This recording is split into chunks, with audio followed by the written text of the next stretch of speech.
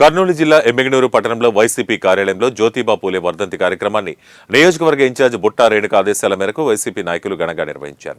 ఈ సందర్భంగా YCP senior నాయకులు వీరశైవ లింగాయత్ రాష్ట్ర అధ్యక్షులు వై రుద్రగౌడ్ మాట్లాడుతూ జ్యోతిబా పూలేని మహాత్మా పూలే అని కూడా పిలుస్తారని తెలిపారు. ఆయన భారతదేశంలో మహిళలు మరియు వెనకబడిన ప్రజా హక్కుల కోసం పోరాడిన వీరుడని కొనియాడారు. ప్రజలు మన్ననలు పొందిన ధీరుడు జ్యోతిబా పూలే అని ఆయన స్ఫూర్తిని స్మరించుకుంటూ ఆయన అడుగుజాడల్లో నడిచిన వ్యక్తి వైఎస్ జగన్మోహన్ రెడ్డి అని అన్నారు. మన భారతదేశ ప్రజలందరికీ పితామహుడైనటువంటి జ్యోతిరావు పూలే గారి యొక్క వర్ధంతిని జరుపుకోవడము మన వైఎస్ఆర్ కాంగ్రెస్ పార్టీలో జరుపుకోవడం చాలా సంతోషం అని చెప్పి నేను తెలియజేస్తా ఉన్నా. ఎందుకంటే మన పూర్వీకులను, మన పెద్దలను, మన సాంఘిక సంస్కర్తలను గౌరవించుకోవాల్సిన అవసరం ఉంది. అదేవిధంగా మరి పెద్దలను మనము గుర్తు చేసుకోవాల్సినటువంటి అవసరం ఎంతైనా ఉందని చెప్పి నేను తెలియజేస్తా ఉన్నా.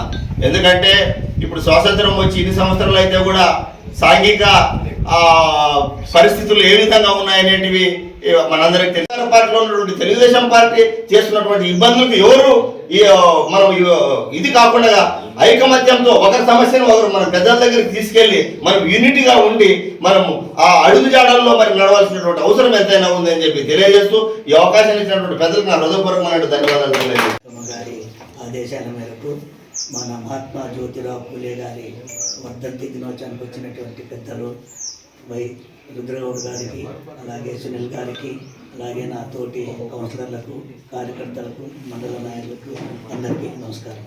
ఈరోజు ముఖ్యంగా మహాత్మా జ్యోతిరావు పూలే ఈ సందర్భాన్ని ఎందువరకు మనము వర్ధంతులు జరుపుతున్నామంటే ఆనాడు ఉన్నటువంటి బీదల్ని మరి వాళ్ళందరితో పాటు సమానంగా ఉండాలనే ఉద్దేశంతో మరి అట్టడుగున ఉన్నటువంటి బీసీ, ఎస్సీ, ఎస్టీ, మైనార్టీ వర్గాలకు చెందినటువంటి వారిని వాళ్ళు సావిత్రి పూలే గారు మరి ఆమె ఆదర్శంగా తీసుకొని అట్టడుగున ఉన్నటువంటి ఆడవాళ్ళను కూడా, అంతకుముందు ఆడవాళ్ళు కూడా బయటకు రావాలంటే కూడా భయపడే పరిస్థితి ఉండేది. అటువంటి వారిని మరి అన్ని విధాల చదువు వారి యొక్క భార్య చేత స్కూల్ టీచర్గా చేయడం, వాళ్ళ ద్వారా చదువు నేర్చుకొని చాలామందికి విద్య నేర్పించడం అనేది మరి ఆ మహిళలను ముందుకు తీసుకుపోయేదానికి ఆనాడు చేసినటువంటి కృషిని సావిత్రిబాయి పూలే గారిని మనం మర్చిపోరాదు.